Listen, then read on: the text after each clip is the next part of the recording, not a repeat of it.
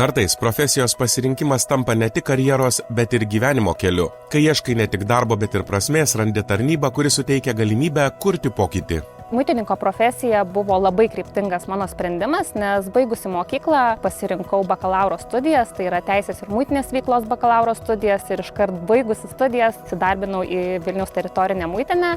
Prieš 18 metų priėmiau sprendimą dalyvauti Vilniaus teritorinės muitinės konkurse inspektoriaus pareigose. Savo apsisprendimą gerai apgalvojau, nežinojau, kad tarnybinė uniforma įpareigoja ne tik laikytis aukščiausių standartų, bet ir suteikia galimybę prisidėti prie pažangios muitinės kūrimo.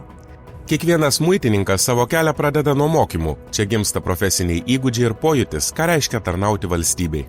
Mano stažuotė truko 6 mėnesius. Mus supažindino su muitinės darbu postuose, įvairiom muitinės informacinėm sistemom, kaip jomis naudotis, tikrinimo metodikos ir panašiai. Kiekvieno istorija skirtinga, bet visus jungia viena – pasididžiavimas tarnyba ir tikėjimas tuo, ką darai.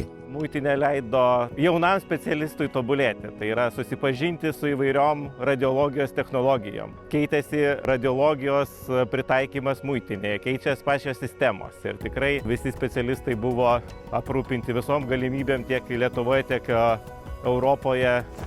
O muitinė yra labai specifinės sritis, kur tu atėjęs gali save realizuoti, atrodo, ateini, vien tik tai dokumentus atsisėdęs prie langelių, bet iš tikrųjų ta muitinė yra labai plati. Aš iš savo perspektyvos, kai dabar pats prisimenu, kaip aš dirbau, atrodo, inspektorium pradėjau dirbti, vėliau narai, vėliau mobilios grupės, vėliau atsirado kriminalinė tarnyba.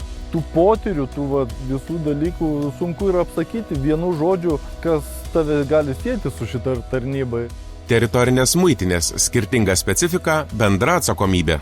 Vilniaus teritorinė muitinė įvairiomis techninėmis priemonėmis, informacinėmis technologijomis ir duomenų analizę tobulina savo darbą.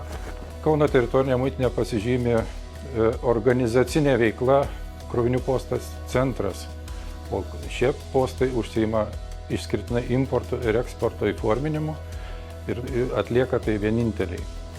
Klaipėdos teritorinė muitinė išskirtinė tuo, kad veiklą vykdo Klaipėdos valstybinėme jūrų uoste.